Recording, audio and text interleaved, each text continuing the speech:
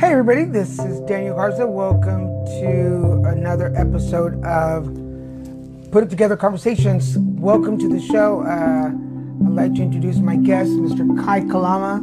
How are you doing, sir? I'm doing well. Independent musician. Oh my gosh, that sounds so much cooler than I am. That's what we do here. We make people cooler on the show. I want to thank everybody who's joining us and who's been part of all of you who have been joining us on Put Together Conversations. Thanks to you guys, the show is off to a good start. The purpose of Putting Together Conversations is to bring back some of the guests that have been on the show based on their expertise. And please make yourself comfortable, adjust the pillows. Bringing back experts in their fields to talk about their expertise and give you folks at home a little bit of advice, words of wisdoms, or suggestions on how to advance your career, your personal life, or just anything actually. So if you're an expert in your field and you are in the Southern California area and you want to be sitting right here where Kai is, let me know. So welcome to my apartment. We've been doing these from Life Coach Tommy's house for the last couple episodes, but today we're here in Laguna Beach. So welcome to my sir. How you doing, man? I'm doing well. I might have said that not only. Let me move this closer because I'm sure that there we go. Not only is Kai just in general a great guy, but we have become really good friends. Mm-hmm. I can say, if I can put words in your mouth. Do it. We've become really good friends over the last year or so. Of course, Austin, you are on the list. I just haven't had a chance to talk to you. But we've become really good friends in the last year or so. And even we've been brave enough to introduce our significant others, which is a dangerous thing to do. If you know, and you guys have seen Christian,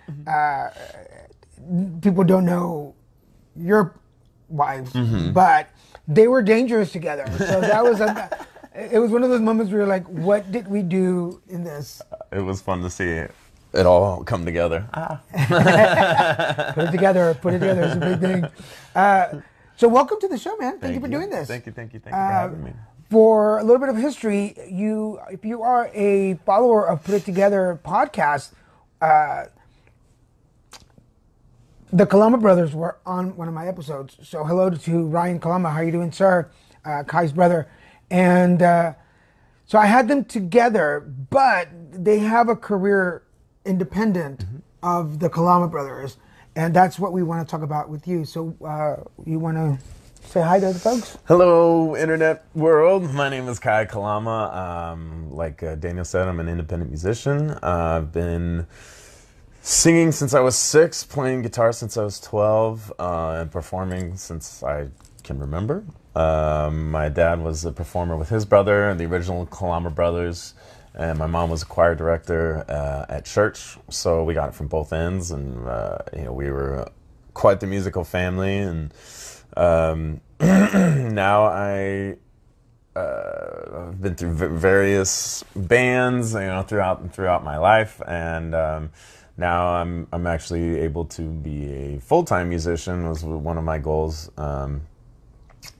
in life, and now I get to make my living doing what I love, and I'm very grateful that I get to do that. Not everybody gets to do that, so that is not lost on me for sure. So does it make, coming from a musical family, does it make it easier to get into music, or is there more pressure to get into music? For me, it wasn't necessarily like a pressure thing. It was just natural, like it was just something that we did. It was, my parents wouldn't have babysitters on Sunday night because we'd just take them to choir practice, and it wasn't work, my brother and I were people that loved to hang out with our parents. Like that's just something I'm finding out that not everybody did either. I was like, hey, this is going to be cool to hang out with mom and dad. But it wasn't a pressure thing. It was you didn't even think about it as like work or you're like working towards something. It was just that's what you did with You your do, parents, just- you know? It's like, I guess, and I know you're gonna say why, but it's like being in my house. We ate Mexican food. Right. Everything my mom cooked was Mexican food because we were Mexican. And when people ask you, like, did you grow up eating Mexican food? I was like, well, yeah, everything was. Does that sound familiar? I know I'm saying it jokingly, but does that make sense? Like, Pretty much, yeah. Because you don't think of it as being something special until somebody else tells you, like, oh, that's really cool. Like, oh, that's different from what my family does. Chris Pettit is telling us that he plays a mean jazz kazoo. Well, bring it. I'm sure we can find a spot for you Yeah, somewhere. there's always room for kazoo. I don't know if you're American Idol talent or America's Got Talent, but we can give it a shot. I So- want to know how little the kazoo is, though. If it's That a makes a little difference. jazz kazoo, So, that's really good. Not that we're talking about sizes today, but do you have a small kazoo, Mr. Chris Well- Pettit? Doesn't really matter. It's not the size of the kazoo; it's how you play it. Yes. Do you remember the first time that you sang? Like, Yeah. Okay, so it wasn't necessarily a talent show, but I think it was for some event at church. My dad was playing guitar. He taught me how to play guitar. But I didn't know what harmony was. I was probably like maybe 8, maybe 7 or something like that. 6 or 7. 4. No, I'm just kidding. I was probably about 7, and my dad taught us what harmony was. I knew how to sing. I knew what like melody was. I didn't know it, technically, but I knew how to, carry sing. a tune. Yeah. But then harmony was just like, I don't know what this is. Like, how do I also sing with somebody that's singing something different? So we worked a lot on it, and the perfect song, something that we loved at the time, was More Than Words by Extreme. Shout out to Extreme. They don't know me. But yeah, we worked on it a really long time, and we performed. My brother and I, we sang while my dad played guitar. I had a really awesome outfit on. I believe it was short-alls, but with like a silk like dress shirt. Nice. Like Color Me Bad style, with like blocky silk, like all the way up to the sleeves, and I was pretty sure I was as GQ as I had ever been up to that point. But I remember that was the first time I had ever experienced like an audience reaction that wasn't at church, that Right. wasn't like a choir thing, like all these other people singing. Cool. And before we continue, I'm gonna switch microphones with you because I feel like this one's stretching on you. Okay. So we're gonna make you feel more comfortable.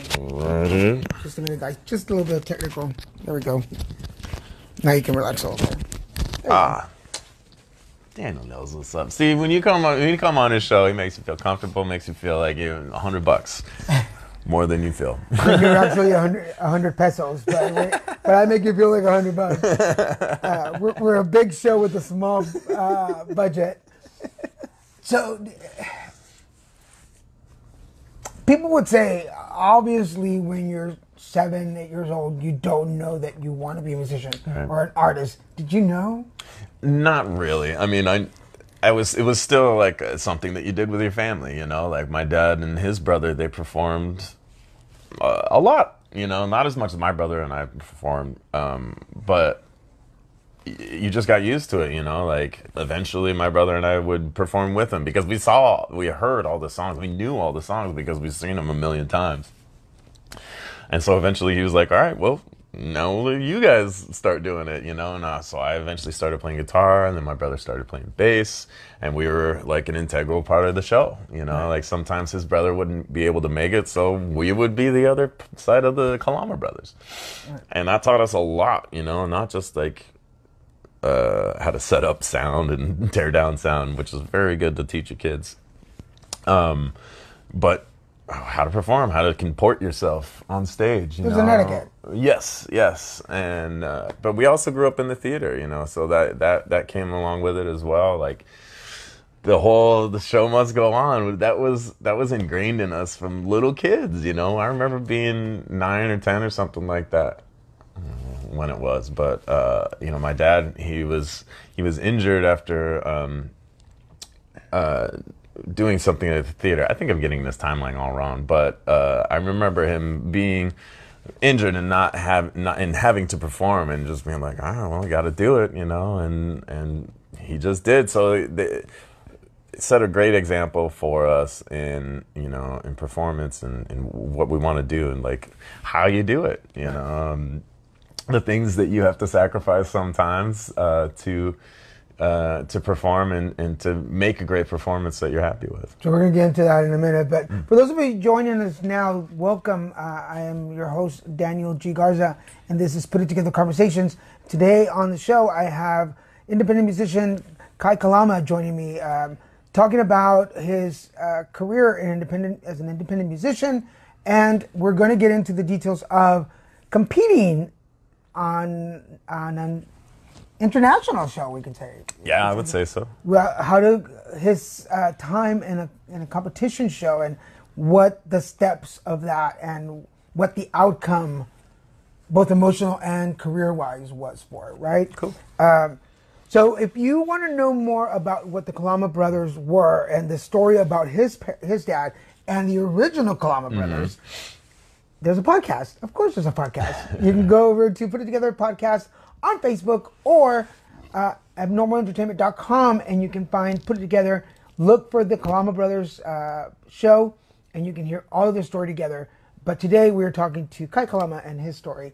So just to go back to the podcast, there was the original Kalama Brothers, which was your dad and your uncle. And then when they no longer were the Kalama Brothers, you and Ryan stepped into it, like the second generation of Kalama Brothers, correct? But one of the things we were talking about in pre-production interview was there is the Kalama Brothers, and then there's Kai Kalama. How is there a mind shift? Is there a different mindset? Like, I'm part of a group, then I turn around and I'm individual. For sure. Well, a feeling of security is a big thing that you don't get when you're, at least starting out when you get solo, because sometimes it's, to be a part of a group, you get, you're not as worried about, if the song goes wrong or whatever, you have other people to help you out. But at the same time, when I play solo, like, it's all on me. Like, I get to do whatever I want to do. And that you don't always get to do when you have other people in the band. Not everybody knows the same song. Not everybody wants to do the song that you want to do, which is fine because, you're all working towards a goal and you have to compromise. But by myself, I'm just like, if I want to get weird, I can get weird, like, and nobody's gonna, hold me accountable except for me, and I may crash and burn, but I learned from that, not, putting anybody else at risk, for bombing or whatever. But I like the aspect of having everything on my shoulders, but there's many times where it's just like, I like just being a player, like I like just playing guitar and being backup. There's a band that had me as a backup guitar for a little while, and man, they're so good. Family Style, shout out. I don't know if I'm good enough to play with you guys, man, but thank you for having me. But yeah, it's there's good and bad in both. Like when you're in a band, it's really cool. You have camaraderie. You get to hang out. Shout out to the Hitstorm guys. I'm shouting out way too much. Yeah, no, right, okay. But like the musicians that I play with, my brother and I play with. Well, it's about me. The musicians that I play with, I'm great friends with too. That is something that you don't get when you're just solo. That is, it's a lot of fun. I wonder, because, by the way, if you have any questions for Kai as we're speaking, please send them up. We've got the laptop here. We will answer your questions in our conversation. But I've seen you guys play together, and there is this banter, like, hey, I'm about to change. I don't know if this is the way it works. I'm just assuming. I am not a musician. I've never played a musician. I don't know what I'm talking about. But I have to imagine that, like, hey, I'm about to, like, throw in a little extra here, like Right. just follow me. Right. Got it. Versus when you're alone, like if you're alone, we have a lot of musicians who play here in Laguna Beach, but I can imagine like you're alone and you're like you break this really cool riff on your guitar and you're like damn it, nobody saw that. Like, does that make sense? Yeah, for sure. That happens too, you know, like for a long time I used to really have a problem with people not listening. Even, you know, when you're in an application where it's your background music, you know, like I used to have a real problem with like, they are not hearing how awesome I am. They need to know, you know, like Hello, Yeah. hello, is this thing on? But as time goes on, like, you know, you realize a lot of the time people come up after the event and be like, you guys were so good. You know, you may not hear reaction or feedback at the time. But people, you know, but you don't know if people are listening until they come up to you and be like, oh, that was really good. Or like, man, you know, I don't know if you heard, I don't know if you know, but you know, what you did was really awesome. So it's taken a while for the ego to kind of go to the wayside and realize like, yeah, you are here for music, but it doesn't have to be about you. It's about the music that you're providing, you know, like you're providing a feeling, a vibe. And, you know, that's one of the things I love about being a musician is that you can change people's physiology. You know, like just by singing a song and putting in a certain mood and vibe out there, you could literally change somebody how they are feeling right then. You know, there's not a lot of other things that you can do besides drugs, medication, whatever that has that immediate effect. You know, like so I feel very powerful. Well, there's a reason why we do music when we're meditating. Yeah. It helps you bring your energy to a level. And we were out to dinner Sunday night, and there was a guy playing, and I'm understanding what you're saying, because there was a guy playing, and he was, I don't remember, you know Chris, him. yeah, Chris Winrich, another shout out.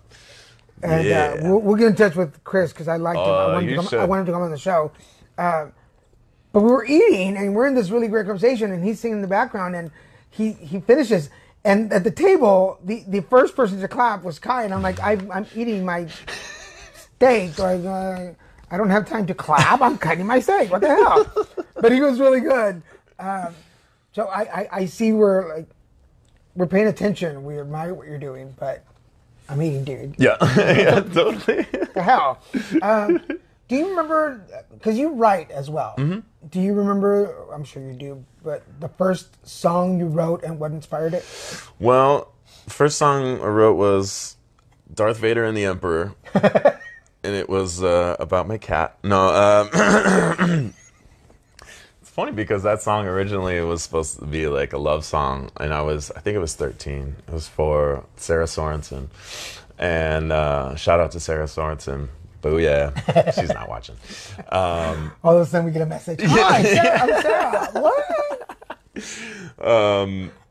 But it was supposed to be like I was like, yeah, I was like 13 or something like that. And then for some reason, like it was just not coming out. Like the words weren't coming out. And I remember my brother telling me, like, somebody told him, write what you know. You know, I was like, well, I really love Star Wars. So then my brother and I collaborated on that one, as we did most of our songs. And that was one of our very first songs, followed by Kato Kaelin Rules, which was very time sensitive in the whole. I wonder what that was from. Yeah. Which one was that? It was about his roles in the Cinemax late night flicks. No, that wasn't the real thing. But yeah, it was that one, Kato Kaelin Rules, and then my brother wrote a song. It was called Joe or something like that. I'm calling you out, bro. It was such an awesome song. We were really into Primus at the time. If you know what Primus is, it's all bass heavy, weird stuff. And so we started out really, really odd. But I remember Darth Vader and the Emperor, when I was done with that, the very first song I wrote, I was just like feeling so powerful. Like I created something that will now like be played again, and it will live on. It is this thing that I can refer to again, that wasn't there before. Right. You know, like, and I don't think any of that came into my head. I was just like, oh, I got a song, sweet, you know. But there's that I think that, yeah, there was that initial like feeling of power you know, of like, oh, I made something and now I want to share it. Which is, and you've created something that's in your, for like your wheelhouse. It's in your comfort zone. Like, I want to be a musician, so I'm going to write a song, and, which is Absolutely. like the next level of it's like an artist, like a writer. Hello, Stacy. Hey, Danny, Tony Gala. I was just on the show last week. As an actor, to write something and then have somebody portray it, and you're like, oh, that was the character. Right. Wow, that's really cool. So, because this is, for those of you joining us just now, this is Put It Together Conversations. I'm your host, Daniel G. Garza, with my guest today, Mr. Kai Kalama, independent musician. And because this is a show about conversations, we want you to be part of the conversation. So if you have any questions that you want to ask as we go along, please do so. We will answer them the best way we can. The first, I guess, because we're making some suggestions for people to follow. So you would say the first suggestion of being an independent musician, and because an independent musician is going to write his own stuff. For sure. Write what you know about. Write what you know, I would say. This is interesting because I'm in this position where I am currently trying to currently write, and you know, a lot of I'm telling myself these things, you know, like on how to be inspired. Write what you know, but also, you know, write what is special to you, unique to you. Write what nobody else can write. You know, like, even if it's stuff that's happened to you in your life that is really innocuous, or it seems like it doesn't matter, you know, like, it's unique to you. And I'm figuring out those things, you know, like, because I used to write with my brother. The bulk of my songs I wrote with my brother. You know, I'd start it and he'd finish it. So it's a bit different now, but yeah, it's, yeah. Well, we'll get into it. Yeah. Right from your soul, Stacy says. Yes. Indeed. It has to come from somewhere special. Because if you're trying to write, now, not to say that it doesn't work out, because we've heard songs about somebody writing the story of somebody else, like somebody else's angst or problems. Right. But when if you don't tap into your own feelings, For sure. Into your own emotions, it's just words. For sure. And full disclosure, most of my songs up until like mid-20s, maybe, only about girls.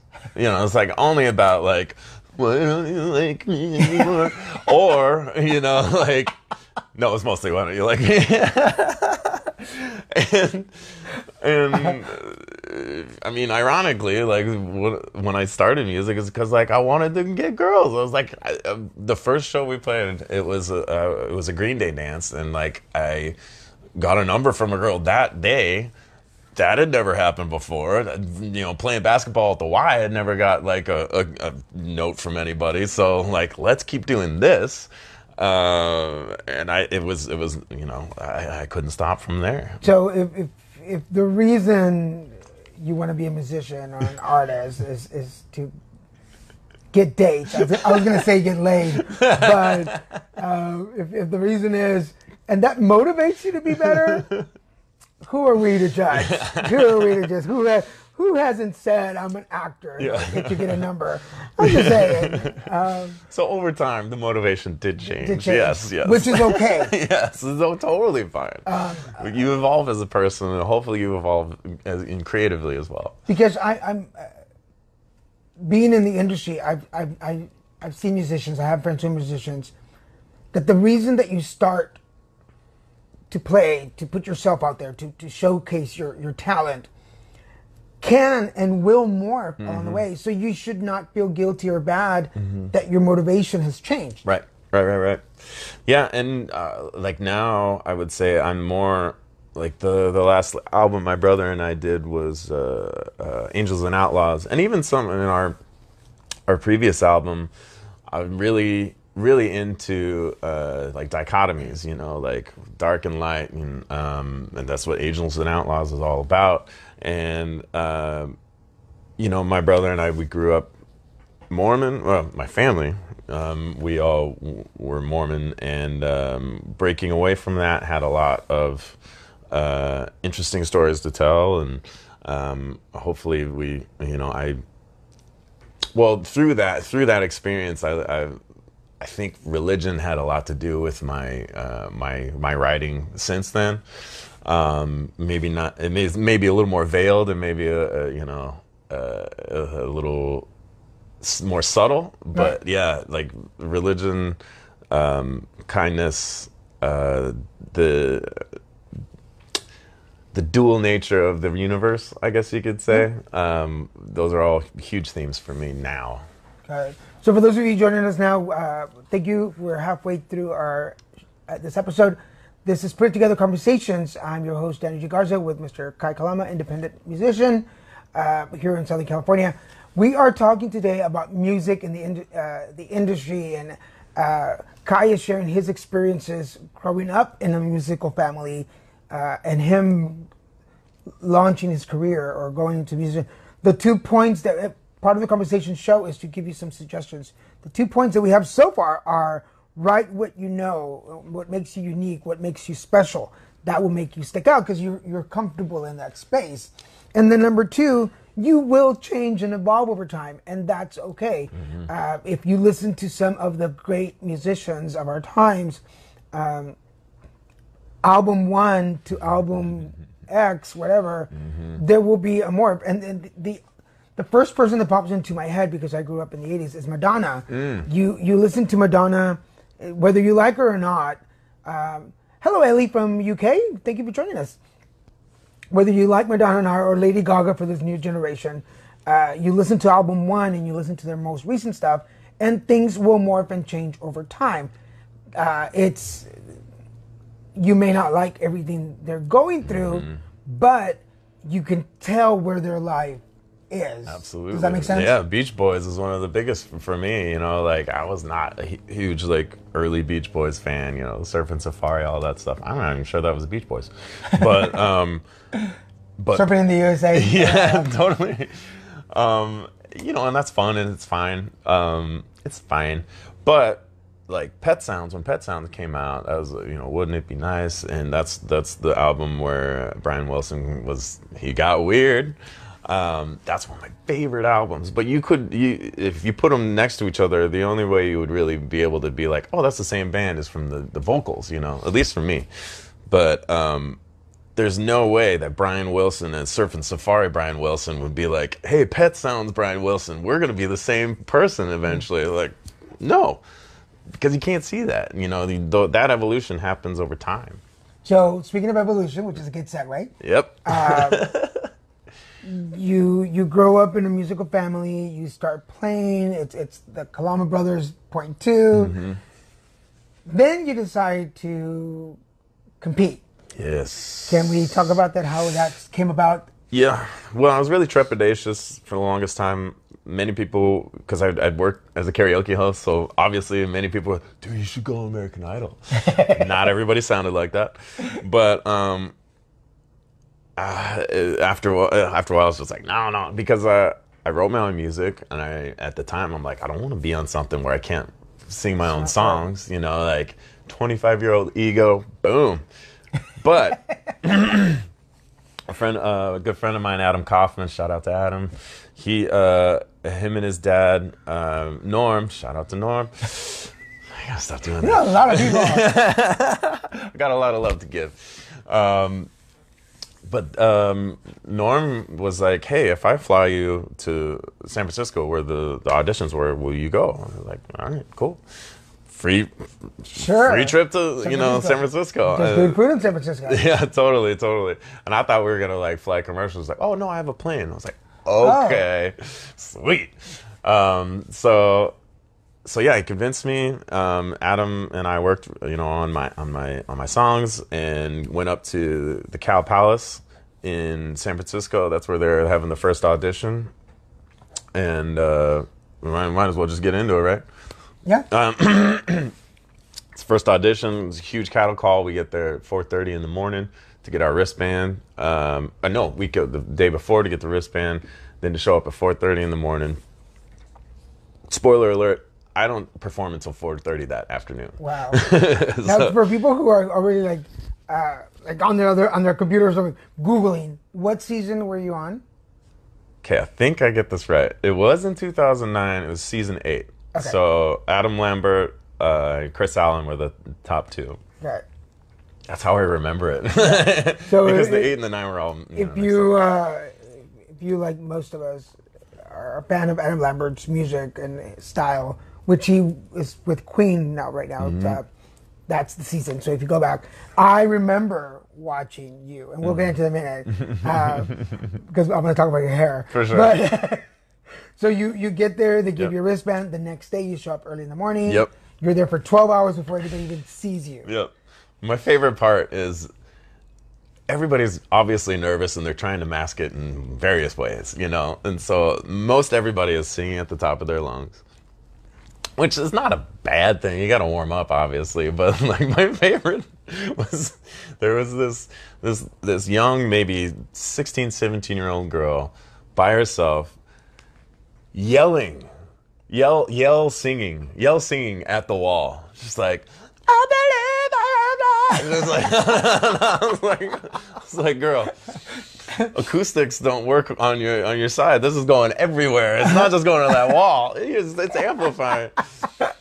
Because I'm an acoustics expert. But that was so. Oh man, that was the one thing that I remember from that day was that girl singing just her heart out at the wall. Wow. And shout out to Well Girl. If you're that girl.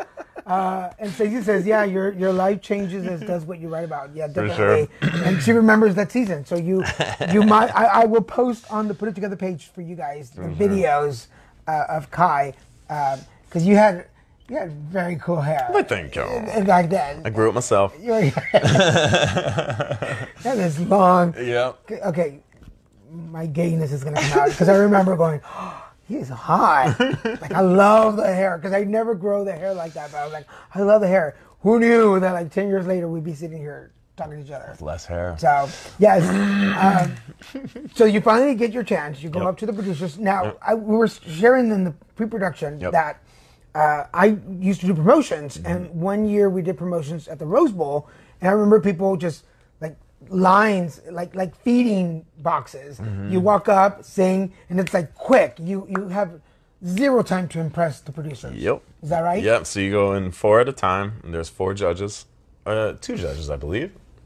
Could be different now. I mean, this is 10 years ago. 10 years. Yeah. 10 years ago. So you never know. But I walk up there. I am the last one to sing.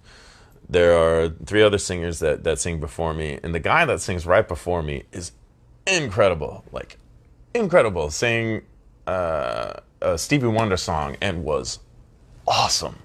And so I'm like, oh, man. Like, I don't think I'm going. I do my thing. I sing Let It Be. And they're all like, okay. I was the only one that stayed back. So you stay back, and then they talk to me, they give me a really quick interview, like, what are you doing? Why are you doing this? And then they're like, all right, you're on to the next round. Wow. And I'm just like, really? But that, like what they do today, that's not the golden ticket moment. No. That's still like, you're still part of a cattle call. For sure. And I don't think I'm ruining anything. I think people pretty much know by now. And it could be different from this season, so I don't know. It's a new station, new For group. Sure. You never know. But so then you come back in another month to oh wow, yeah, to do one more, and then if you go past that, you get to the executive producers, and then if you go past that, then you get to see the judges. Wow. Yeah. So it's not it's not like what we see. No. And I'll admit that even though I am in the industry and I do audition and I've been on sets, I tend to forget, which is the wonderful thing about television, I tend to forget that what we're seeing is not 2 days worth of stuff. For sure. Because, I mean, they're auditioning and all of a sudden they're doing the flashbacks to their family. And you're like, How did they do that? Well, obviously, as we know now, it's over a month. It's a lot of pre-production they're doing, for sure, for sure. And I mean, it's a slick show for a reason, you know, and they do a great job. So you see the judges, and do you remember who the judges were that year? So my year was Randy Jackson, Cara Diaguardi, she was new that year, Yeah.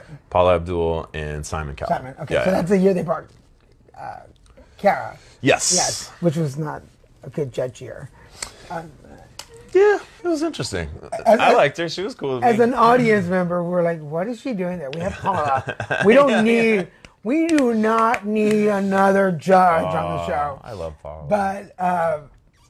But she was good because she was a writer. She's Yes. a singer, Yeah. She's a singer-songwriter. So I'm sure that brought a whole new perspective to the show. Absolutely. As creative people. No, I dug it, for sure. And then we didn't have a whole lot of interaction with the judges. They kept us pretty separate. But, yeah. So you get to the judges. So finally, when you get to the judges, the crazy thing is that you're also there. If you get that far, you're either really good or you're really bad. Right. You know, and they don't really, at least at my time, it's like they don't really tell you. Like, if we think, well, no, they tell everybody they're awesome. Like, if you're at that point, they tell everybody you're awesome. Right. And so then I'm hearing other people singing that aren't awesome, and I'm just like, wait a minute, am I bad? Like, am I the really bad one? Which one am I? Yeah. So it messes with your head a little bit. So then, I passed the executive producer.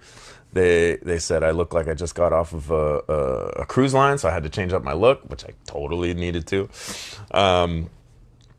Then came back to see the judges in San Francisco. It was like another week or a couple weeks after that, and you're waiting for quite a while. You're doing a lot of interviews and photo shoots while everybody else is going up to the judges. Finally, you get up to the elevator, to the top floor, and you're on standby. And I've been performing all my life.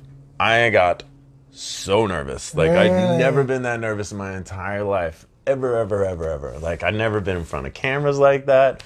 You know, because I seen it on TV, and I'm like, it's whatever. I can do that.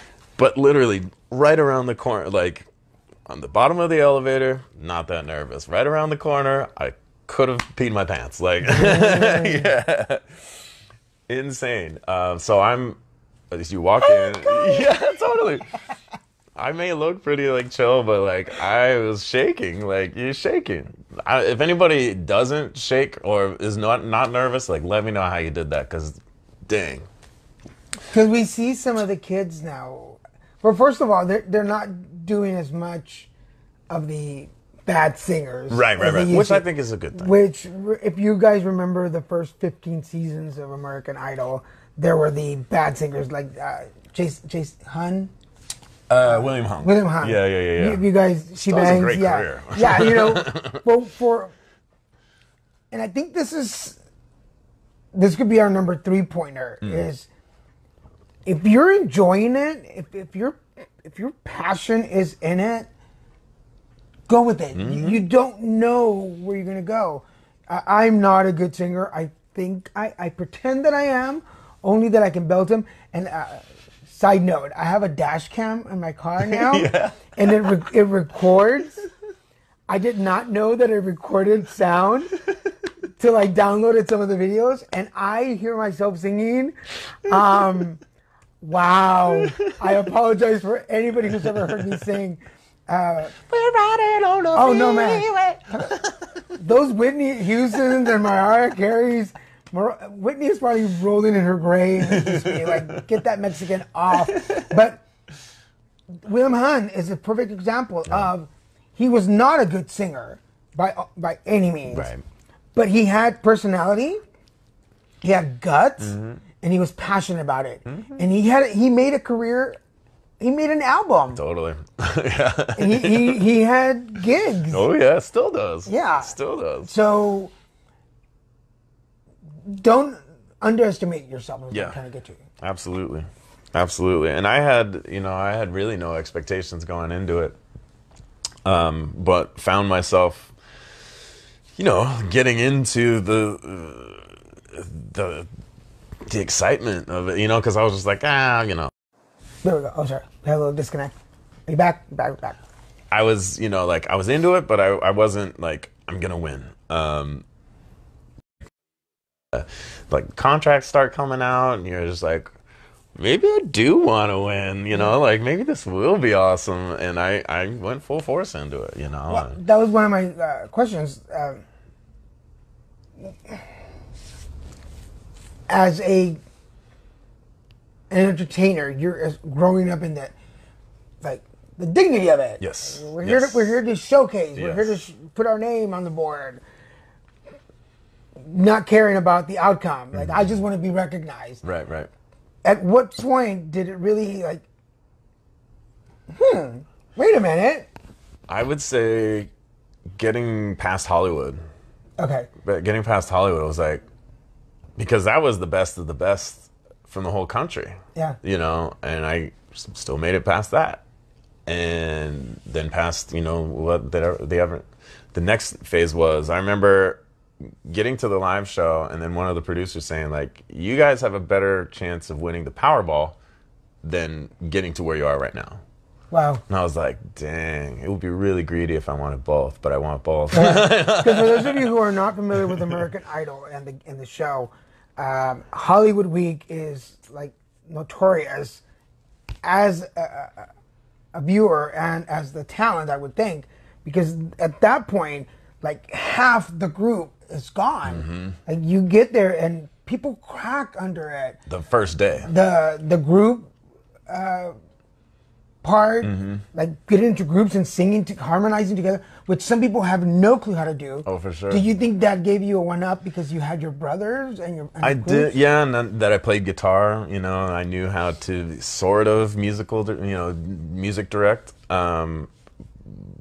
because when they break you up into groups, it's like after everybody's sung for the day, so it's like 2 a.m, 1 a.m. They're like, find a group, do the song, you're performing it in the morning. You're like, what? Yeah. But that's the challenge. Like if you can't do that under pressure, like you're not gonna be here. And as an independent musician, most independent musicians have a day job, and then you have a gig at night. And we, as an audience, we don't care that you just worked 8 hours without a lunch. We paid for the good stuff. And drove 2 hours in LA traffic. I don't care. You got to sing and you got to have entertainment. Yep. You got to entertain me. So and that perfect training. If you're gonna crack, perfect training. Yeah. And I had to say more of the young kids couldn't hang. Because it's hard. I was 25. I was at the top of the age limit, and I was. Even I was a little nervous. I couldn't imagine what it was like for the 16-year-olds, 17-year-olds, But they put you into the fire. Thankfully, like Adam Lambert and I, we were roommates. So like the very first time, the very first day, he's warming up in the shower. I'm waking up. I'm like, he's not Adam Lambert yet. Adam Lambert's warming up in the shower, and I'm like, what am I doing here? Like, this dude, he's won it already. Like, this guy is incredible. But I was like, maybe I can get close. Do you start questioning? Because I'm so insecure. I would, they've chosen you. You've made it. I mean, the fact is, you are there, still competing. Yep. But then the back of your head going, I should just walk out now.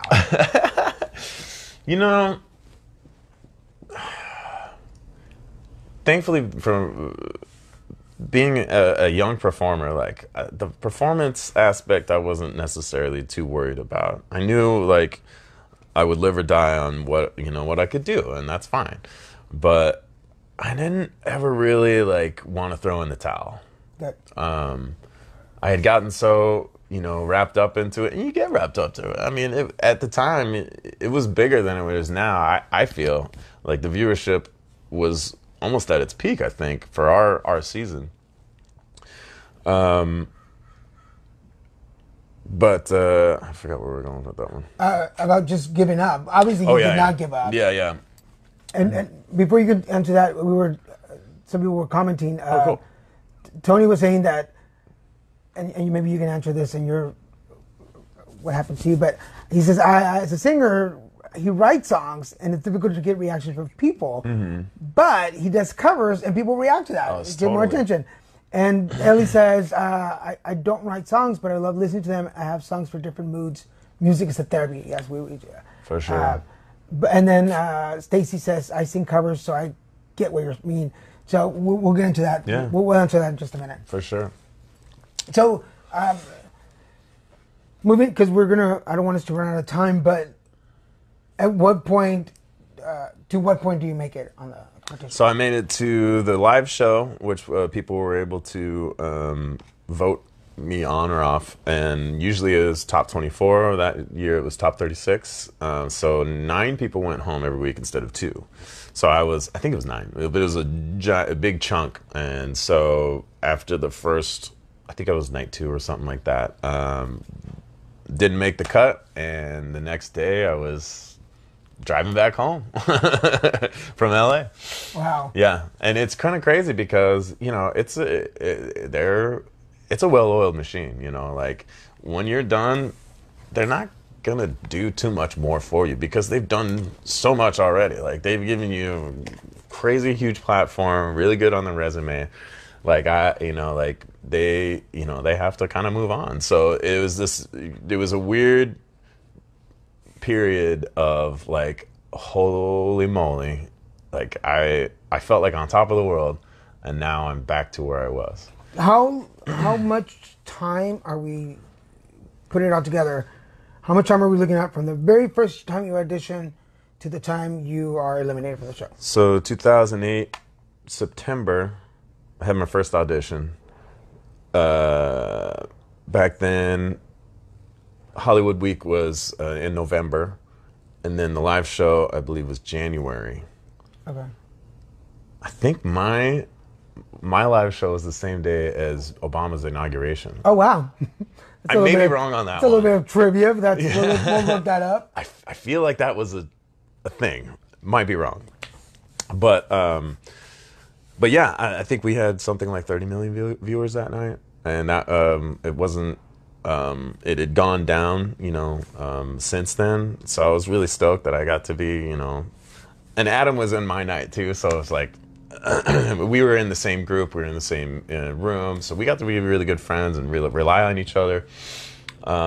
So when I went home, I was just like, oh man, like I want to hang out with Adam some more, Yeah. And I made really, really good friends as well. Not just Adam, like Jesse Langstaff, Megan Joy, so many people. Chris Allen, he was a really great guy. I'm just gonna start shouting out everybody, but And if we any could of do this you forever. want to come on and be on my show, like come on over. But yeah, so that was over, and I right after that started a band with my brother called the Soul Rebel Alliance. It was an 8-piece soul funk band, and that kind of dissolved, and then eventually we got approached to do Hawaiian music after my dad passed. That was kind of his thing, and then we transitioned into doing that for a while, and yeah. Now, before we move on too much from that, because part of the reason that we had talked originally about having you on the show was you're doing your own thing. You go on this international platform because people really don't realize that put it together. Yes, we are international. American Idol is not just American Idol. It's international. People watch it all over the world. And there are different versions in different countries, but the American version is everywhere. You're doing your own thing. Somebody says, hey, you've got to do this. I got you. Let's go do this. Right. You go after your dream, and then you come home. How does that... Because there has to be a little bit of, and I'm going to use a little bit of mind fuck. Yeah, no, I mean it's quite an emotional come down. Like if I could put it in that way, like for a while, like for a good year or so, I would be out and about because I still had the hair. people, hey, I remember you, or can I get a picture with you? So for a while, it's really sweet, like you get that recognition, and then that it goes away for a while, and you don't want it to do it, have any impact on you emotionally or whatever, but it does, like it has to. So I'd say for a good few years, it was really like just. I had some personal stuff going on in my life already. So when I got back from Idol, I went into therapy, which was a really good move. It helped out a lot, just to parse out a lot of things that were going on in my life, and learn how to deal with them. But I think what I did when I got off, I wasn't ready to like go solo, and be like Kai Kalama. So, I'm like, all right, well, let's make this band, and surround myself with other people, because I was really like, even though I had accomplished that, like I was really feeling vulnerable and just like, like not wanting to go out there again, and I needed my guys to help me, like be my security. Because there's, again, as an actor going for auditions, there's a thing when you go into an audition and it's just you and producers, and they say no. You walk out, nobody really knows what happened. Right.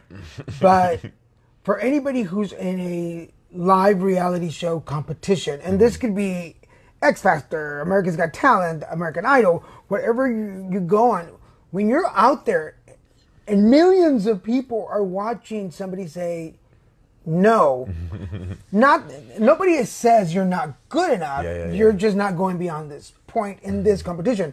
But all we hear is you're not good enough. Oh yeah. Does that make sense? Oh yeah. How did you work out of that? And I want this to be for people out there who are watching us, who are in the industry, whatever industry you're in, to know that you can walk away with a no and not take it as a negative, right? But a growing.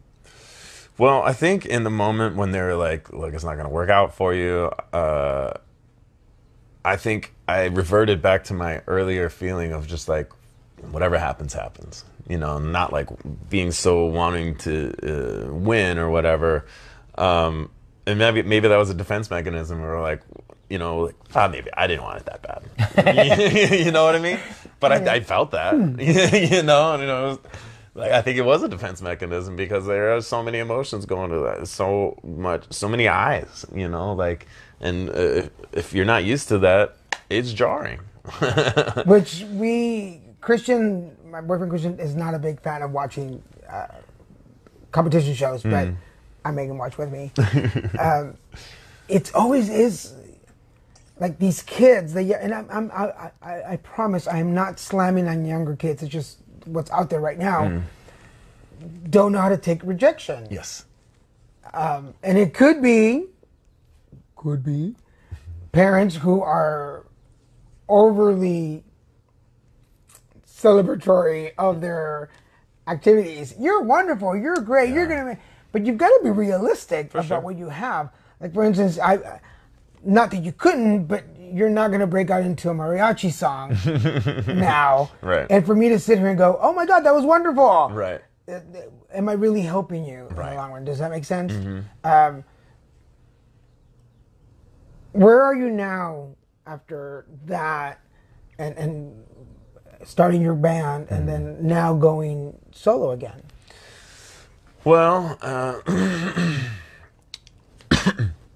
in the end, it was a real big confidence booster for me.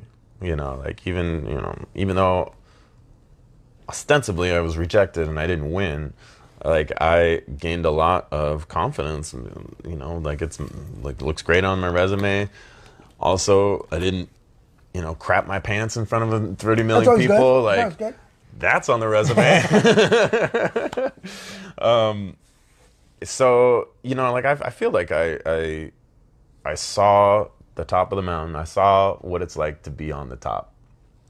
And not all of it's for me, not all of it was like, oh, I want to do that, like, so some of the aspects of you know, what I do now, or part of that, like one of my main goals after getting off Idol was I just want to be a full-time musician, and like now I'm that. So now I need a new, like I told you earlier, now I need a new goal, you know, because I'm there, but I know there's more.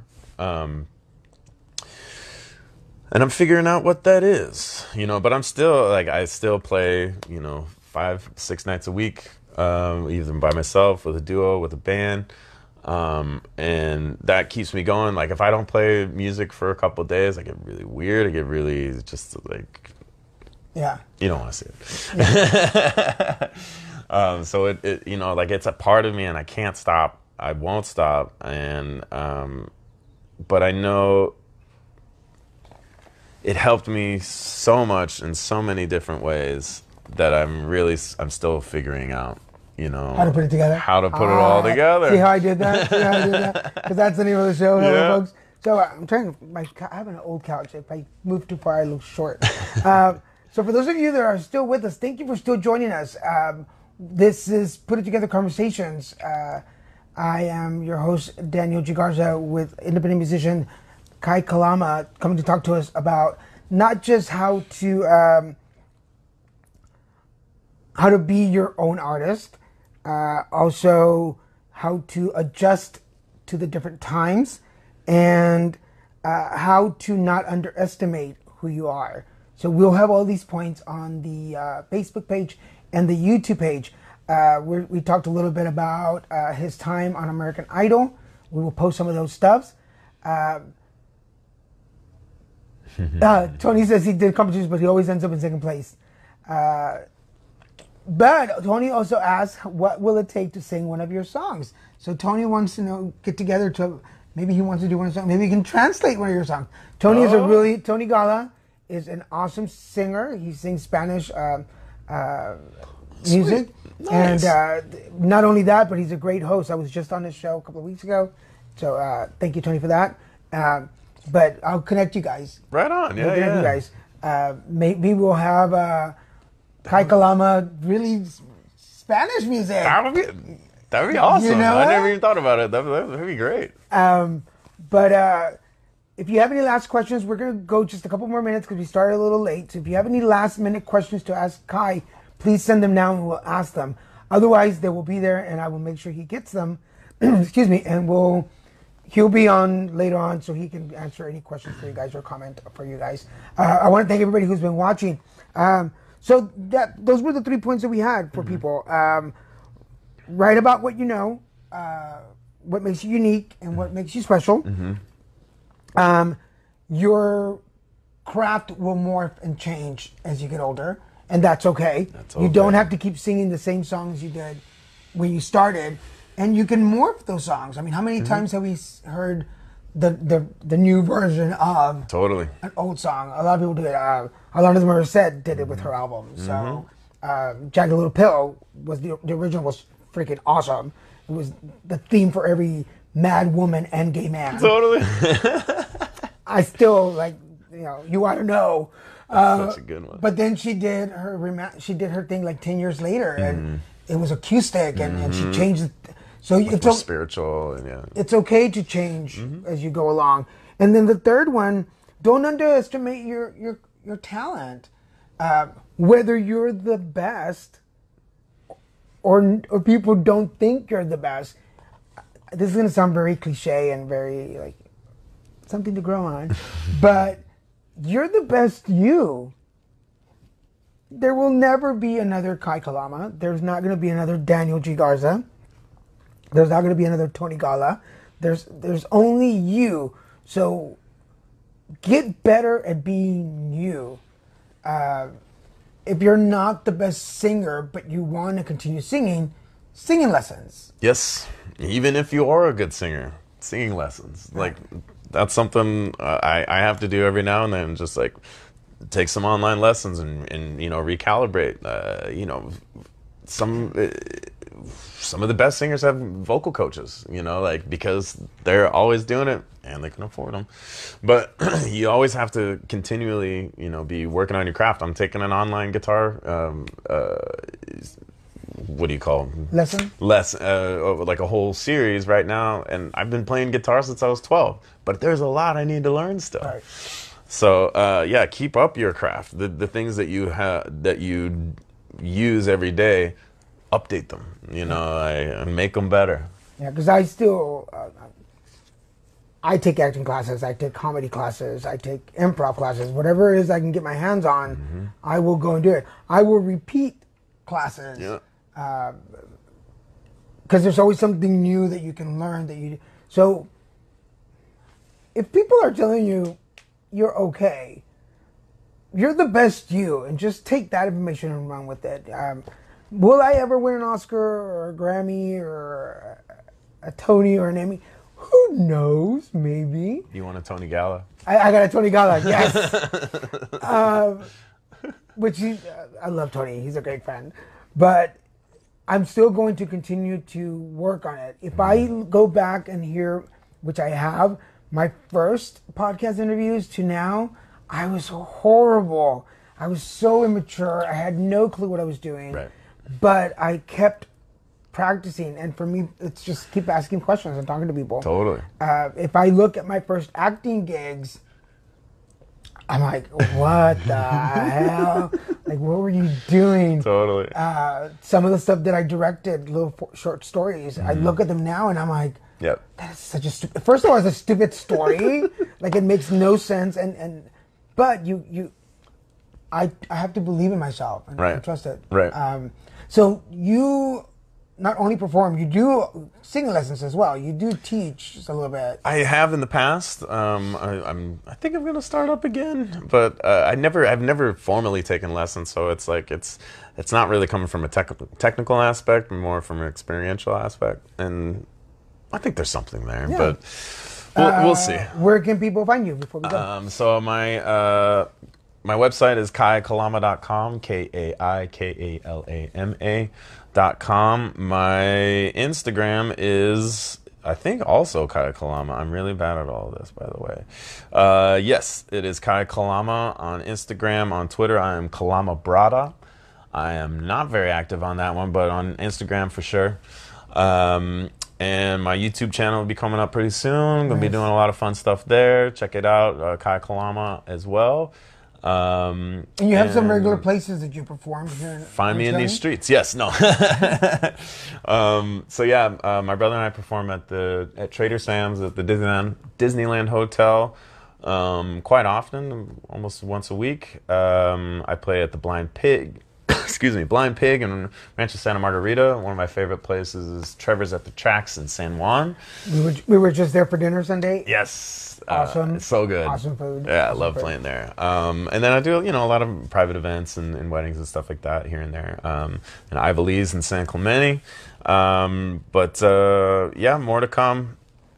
Check out kaikalama.com for shows, updates, new music. It'll all be there. Cool. If you like this conversation, please follow us on Putting Together Conversations. There's a couple of episodes up on YouTube already with Life Coach Tommy, which thank you, Tommy Lee Kirby. He has been awesome on the show, and you people. Yes, you people. You people. I'm so appreciative. Thank you for following me on my crazy adventures and my goals and my dreams. I put stuff out there, and you guys are so gracious to watch me. Thank you for coming back, man. You know I love you. Yeah, I love you, brother. So much fun, dude. A little history for those of you. We met at an AIDS awareness fair here in Orange County in Laguna Beach when I was chair of the committee, the Laguna Beach Advisory Committee, and I kind of hounded them a little bit, like, I want you on my show, I want you on my show, and they never did. And then finally we saw each other again at another festival, and I was like, Yep. could y'all please come on my show? And they did, and we stayed friends, Yep. and here we are now. And also, stay tuned, because we did a pilot for a talk show called Lunch with the Guys. Yeah. And it's a panel of 5 guys talking about life experiences. No politics, no religion, no sports. Everything else we do talk about. And I was so honored that you said yes. Kai was one of the panelists on the show. So the pilot will be released soon. It's in its final edit. As soon as it does, it will be out on my YouTube page. Daniel G. Garza, and you can check out that pilot. Really, you just saw it Sunday. I'm stoked, man. It looked awesome. It was fun to watch. And that's just another. We'll do another episode on that, but no budget. We had a budget of faith and hope. And I don't want to get emotional. You got that invoice, right? I don't want to get emotional. But, we're talking about don't underestimate yourself. If you have the passion for it and you're honest with people and you really go with the heart, people will follow you. People will respond to you. So don't give up. Don't give up. I had this dream of doing a talk show for about 4 years. I approached my friends. I said, look, I have no money. All I have is faith and hope. Can you do this? They stepped up.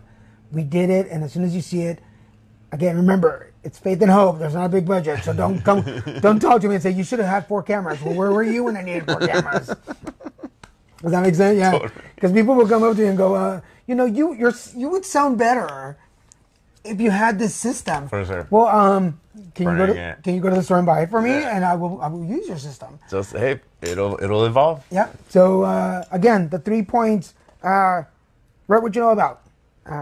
Be unique. Be special. You will morph and change. You will get better. You will not stay where you are. You will learn and you will grow. And then don't underestimate your talent and your creativity. It may not be for everybody, but it will be for somebody. Good point. And that's what's going to get you further. I know my shows are not for everybody. Some people don't get me. That's cool. Mm-hmm. Share it anyway. Mm-hmm. Somebody else might like it. Mm-hmm. So for now, I want to thank Kaya again for being on the show. Thank you, sir. Thank you. Well, thank you guys for listening. This is Put It Together Conversations. If for more on Put It Together, go to my Facebook page, Put It Together Podcast, where you can hear more shows. And we'll see you next time. Thank you.